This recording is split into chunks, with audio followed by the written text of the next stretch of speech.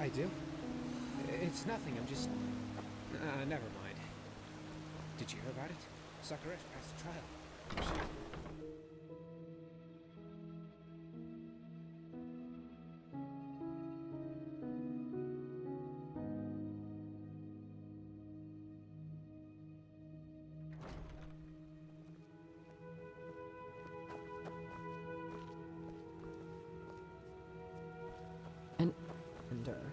What are you doing in this part of the city? Shouldn't you be, I don't know, somewhere else? Yes. Oh my. Move along. You just don't get any younger. Oh shit.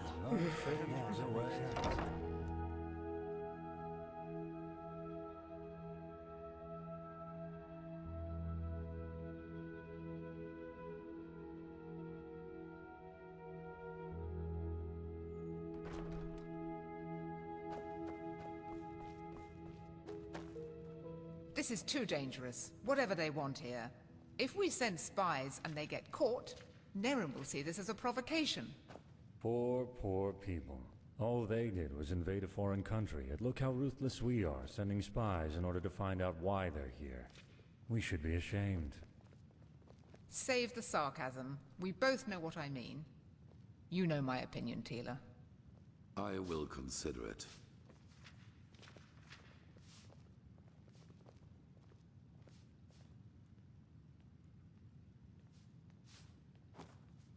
You come at the right time, Prophet. Commander, explain the situation. Of course, Grandmaster. Yesterday, we received word from one of our outposts in Duneville. One of the fishermen there saw warships anchoring on an island some miles from shore. And they bear the Nerimese flag. We have already sent scouts to confirm this, and it is true. The Nerimese have invaded our land. We have a suspicion. I suppose you know that the civil war in Nerim has ended 2 months ago. And who won it? The combined forces of the Northern and the Middle Realm, led by Taranor Korek of Kabait. The Southern rebels and the remnants of the Creator's Temple have been destroyed, once and for all. Now Nerim has been united under the banner of the Free People of Nerim, how they like to call themselves. And this could be the reason for these warships. Because of this Korek. It is said that he helped Narathzul Aranthiel shortly before the Lightborn were slain. And while before that, he was an opportunist who changed his ideals as often as his underpants. It seems that his crusade with Narathzul converted him, so to speak. He has become a declared enemy of religion. He also thinks of the death of the gods as the first step of many. And now he sees it his task to rid Vin of religion once and for all. Free the world from the scourge of faith. These are his words. Though it is worth mentioning that his understanding of freeing includes mass executions and the burning down of temples. He's a fanatic. And worse, his men worship him for it. What he wants is to found a new world, and his free people of Nerim are supposed to be vanguard of it.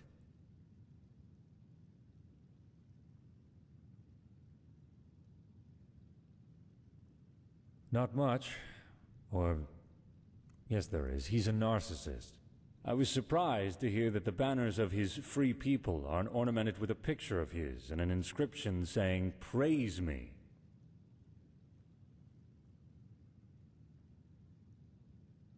Correct. What Korek doesn't understand is that we're doing this to prevent a crisis. That is the problem. Pigast? We believe that Korek already knows about the cycle and the cleansing. And that he, how should I put it, wants it to happen.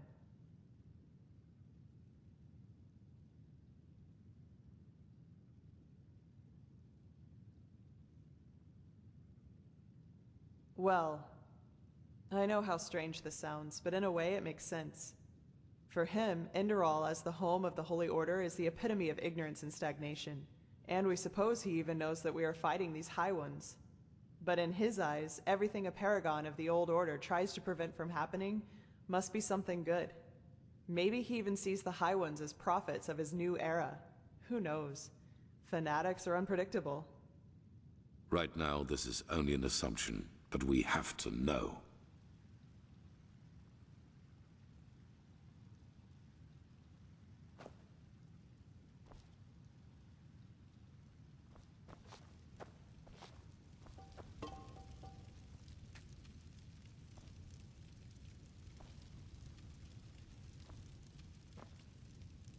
Right now, this is only an assumption, but we have to know. Yes. Do you know what a silver plate is?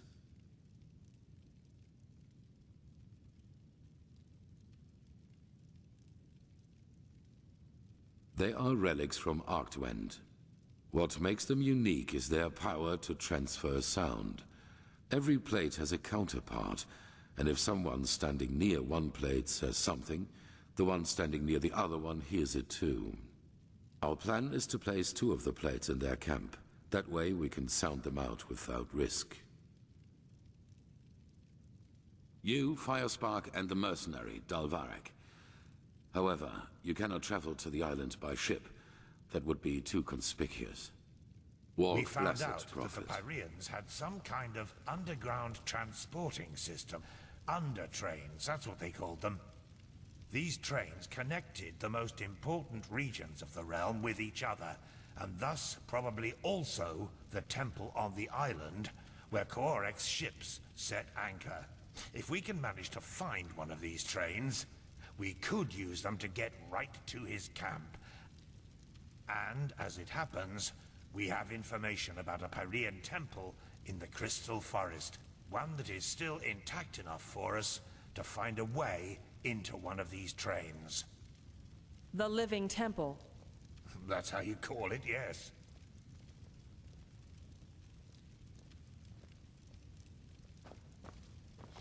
But enough of the chit-chat. First of all, we need to find the gem that is used to open the gate of the temple. And I have a guess where we could find it. A village called Fogville, not far from the Whisperwood. As soon as possible. Joseph the mercenary has already traveled to Fogville, and you should do the same. I will meet you there. So we are talking about accomplished facts, or what? It is the only way. I'm sorry, Natara. Prophet, I'm counting on you. Find out why Korek is here.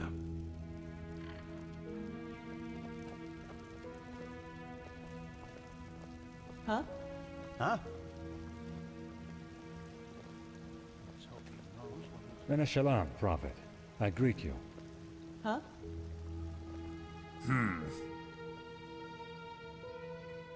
Ha! We'd be a pretty pathetic order if that was all of us, wouldn't we? No, only a handful of us came here. Let's just say the others weren't as thrilled by the idea of joining forces with our arch enemies. Especially if it's just to fight some phantasm, as they put it. Not all of them. That's beyond. No. Most did, but they didn't connect the dots. Or, which is more likely, didn't want to. And yes, I am frustrated to see that much ignorance in our own ranks. But those who matter are here. That's important.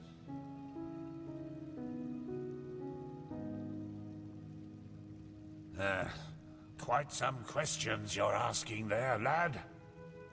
But why not? You're not one of those god lambs, so where's the harm in telling you? Yes, the Lightborn are dead, killed by the Shadowborn. But truth be told, too little has changed for us to feel any different. If that makes sense. Yes, but that's because the Lightborn have left a power vacuum, and everybody feels obliged to fill it himself. Plus, there's the cycle, which seems to drive people into violence. I'm talking about grand-scale changes. Such as in the way we think. To know that gods can be killed. That there is no other power in life than life itself.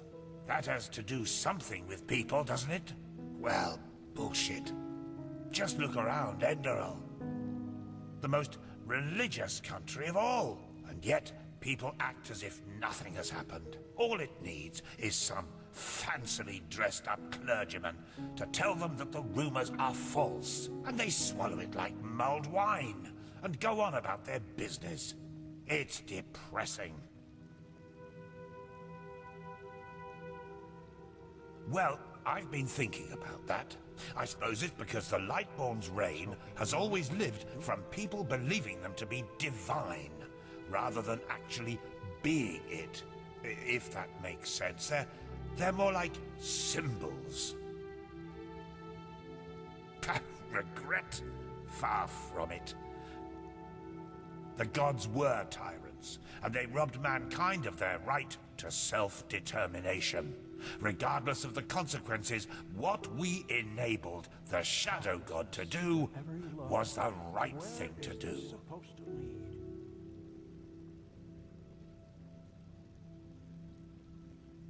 Oh, don't tell Lucy that. Altogether it's her, Yuslan, me, and 2 acolytes. Yuslan is probably the most gifted entropist of the civilized world, and I doubt there's anyone who knows more about the Pyreans than Lucy. Oh, that's hard to tell. Most of the time I was with Narathzul's order in the Kabet Mountains. But when I was younger, I used to travel a lot, not only in Nerim. What about you? Which idiots did you have the misfortune to be raised by? The foolhardy rebels up north? The bootlicking pawns of the Chancellor in the Middle Realm? Or the fanatic, mask-wearing cultist oafs down south? Ostian, I see. A beautiful piece of earth, actually. But these sodding cultists and their creator have done their best to make it a living nightmare. Truth be told, it was them who made me join Narathzul's fight against religion back in the days. I was a young traveling arcanist then, and wanted to make some money in Ostian's arena. Fight some rabid animals, oh, you know the story. I had heard a lot about Nerim's south, and imagined a place at the pulse of life. Exotic music, adventure, beautiful women. But you know who greeted me when I reached the city gates? Corpses. They burnt their skin off, and then nailed them to crosses. There were at least 50 of them. Men, women, children. And they were set up at the roadside like trees in an alley. It was atrocious. The smell of burnt meat everywhere. The screams of those who still lived, and all of it only because some fool has decided that they had somehow acted against their god. I still dream of it sometimes. Well, that was when I declared war on religion.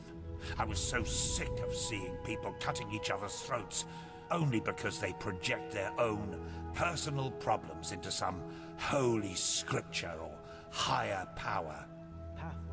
And that's not even the worst part. They're beyond reason. Why are you doing this, I asked them. Because my god told me to. What's left to say there? You can essentially justify anything with that logic.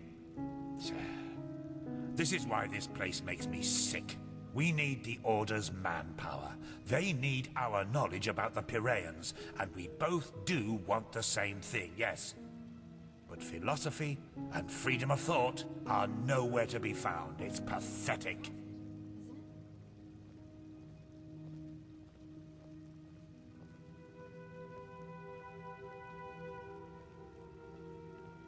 Especially if people don't keep to themselves with it. Oh, do you really need me to answer that? Just take a look around. There are all sorts of great historical writings on us here.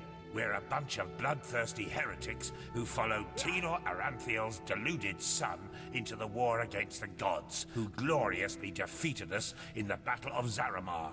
Naratzul was locked into an old tower, and those of us who remained cowardly fled into the Neremese mountains, and have since then terrorized and plotted against the poor people of the civilized world by all means necessary. Oh, and did I forget to mention that we eat babies for breakfast?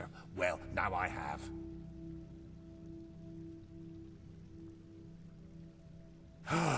Sorry. I suppose I just shouldn't have read that much Enderalian literature on the subject. If there's someone who deserves an award for biased misrepresentation of the facts, it's the buffoons who run this place.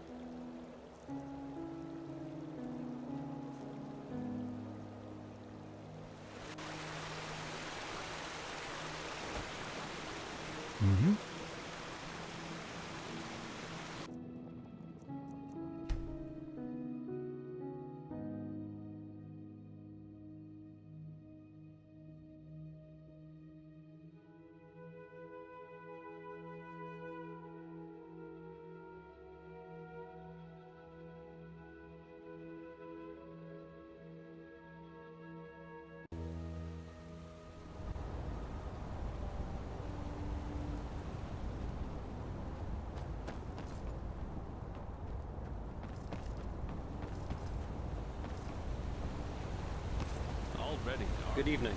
Oh, good evening. Sure, where to?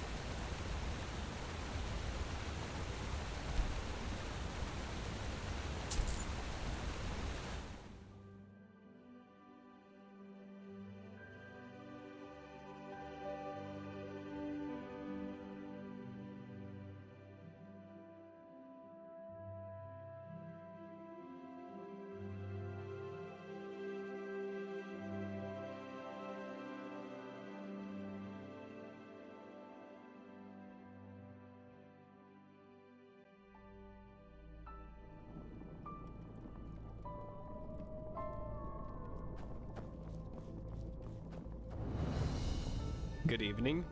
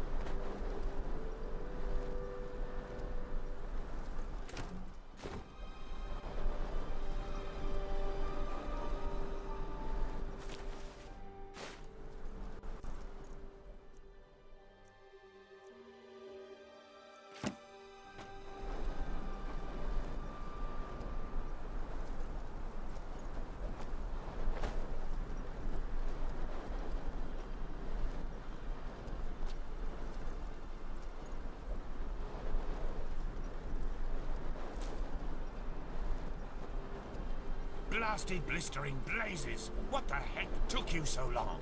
We've been waiting for ages. But you only just... What matters now is that we find the gem that opens the temple doors. You two take care of that. I'll go ahead to the temple and inspect the gate. Any questions? No? Then beat it. It helps to know what something looks like if you're supposed to find it. At least that's what I've been told. I already told you that. A small gem. If it's around here somewhere, and I'm quite certain it is, you should maybe search for it at the village treasury. Now get going. I'll see you at the temple. And lo and behold, from one crazy mission into the other. The living temple. Whew. I never thought I'd get to see it up close. Huh?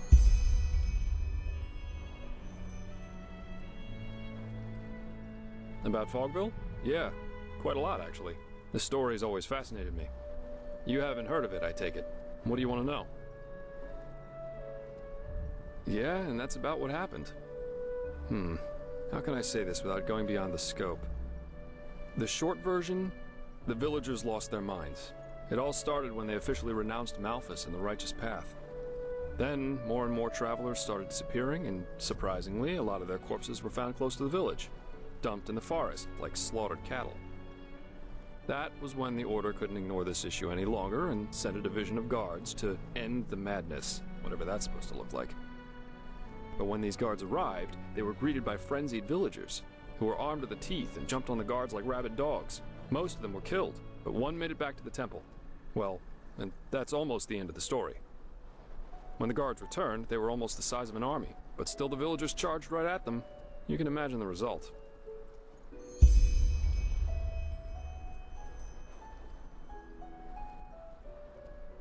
Yes, it was.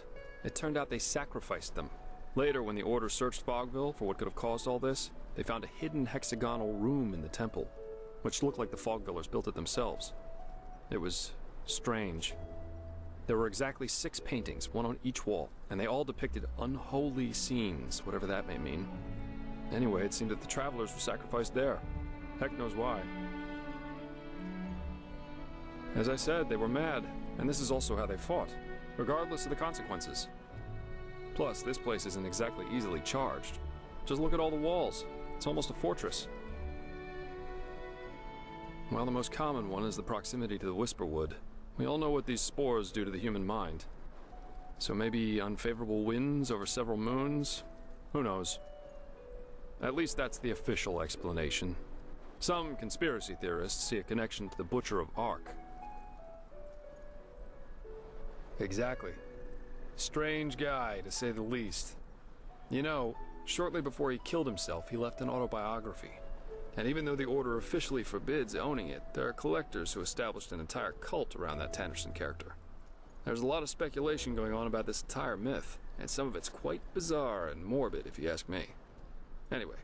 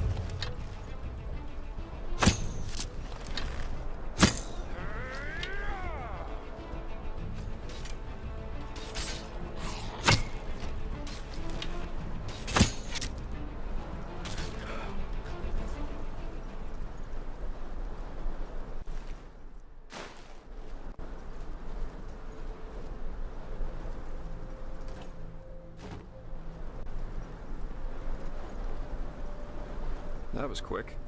Any luck? Let me see.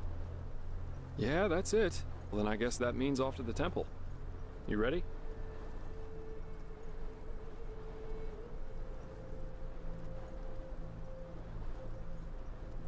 Wonderful. And here. I found this in one of the houses. I thought it might be useful. Go ahead then. I'll follow your lead.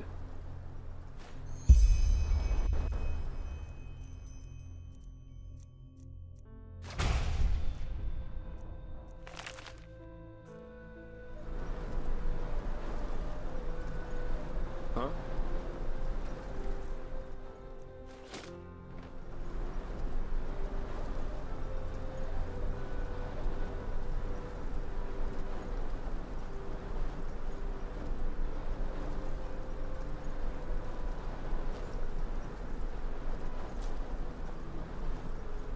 Never walked back on the road from the aged man's abode. Ugh, blazes. Sorry. I know. I can't sing.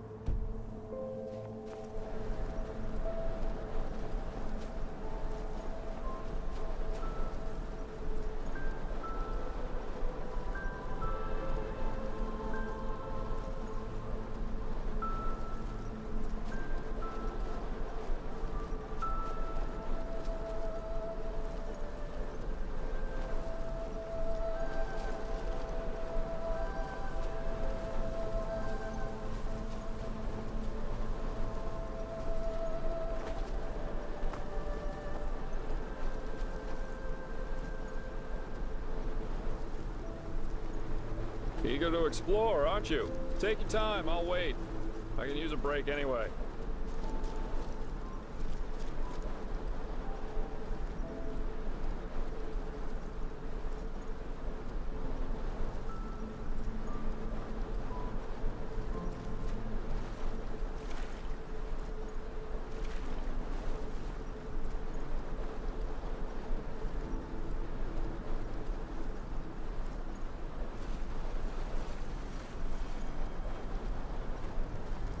There you are. Let's push on.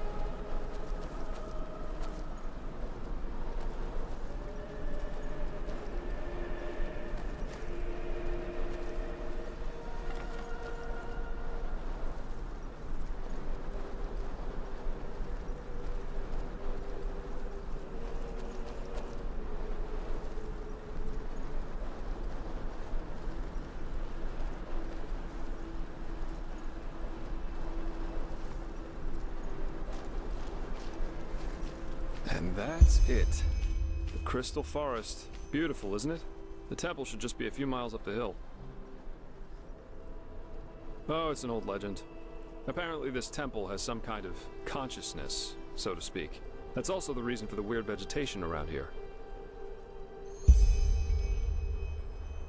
Yep.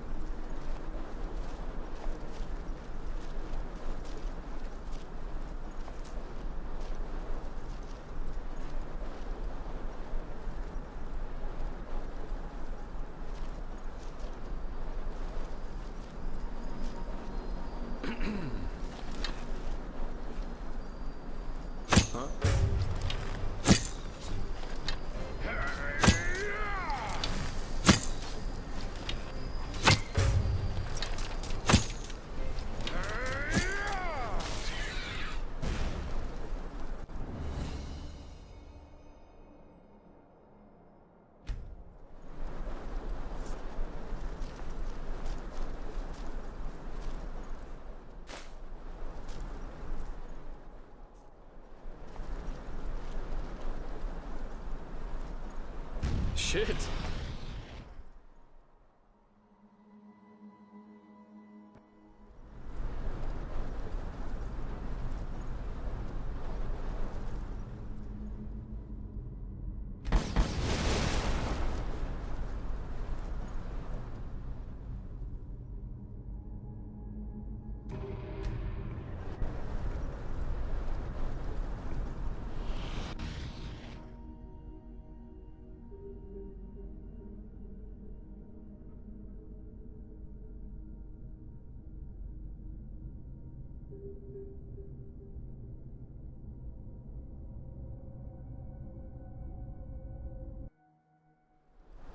Still alive?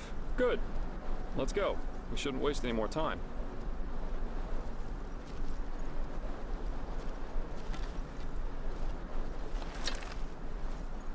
Huh?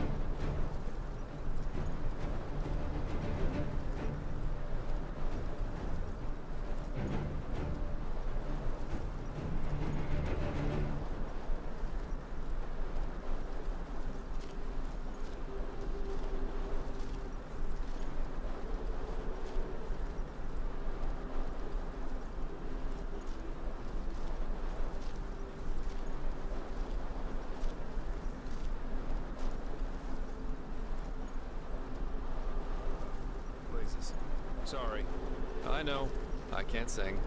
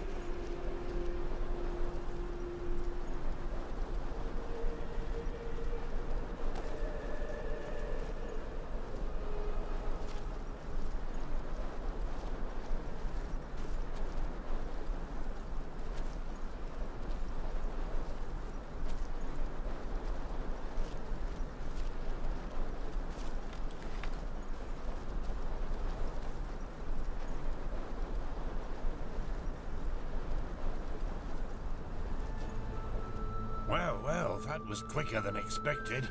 Did you find the gem? Show me. Well, I'll be damned, that's the one. Then I suppose it's time for me to tell you some things about the temple. Maybe you've already heard the Enderalian legend about this place. It's said that this temple is alive, and that the entire forest is some kind of sensory organ of it. Heareth his whispers, sung from the trees, dreadeth his gaze, blah blah blah, you get the idea. Though most folk legends are superstitious nonsense, this one has a true core. The temple does indeed have a consciousness of some sort. That has, however, less to do with some suicidal lover's tragic fates, but with a Pyrean defense mechanism. The Stone Heart. It works because the Pyreans found a way to conjoin something immaterial with a human soul. That doesn't need to be a building like it is here. It can also be a sword or an amulet.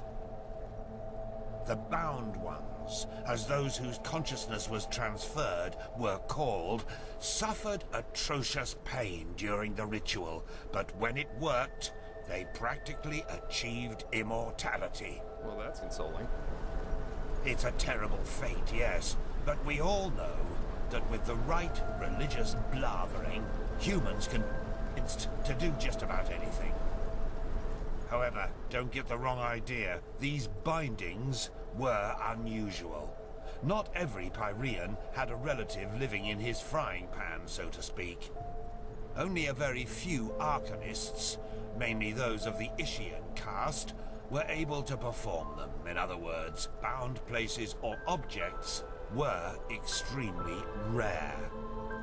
This temple is one of them.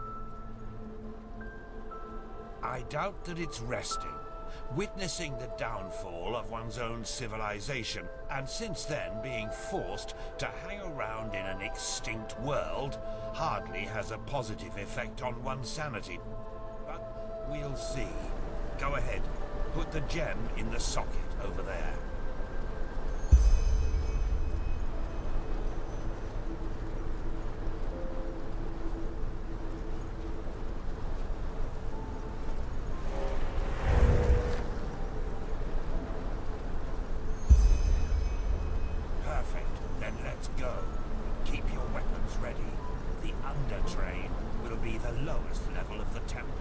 At least, if Lushishi's theories are true,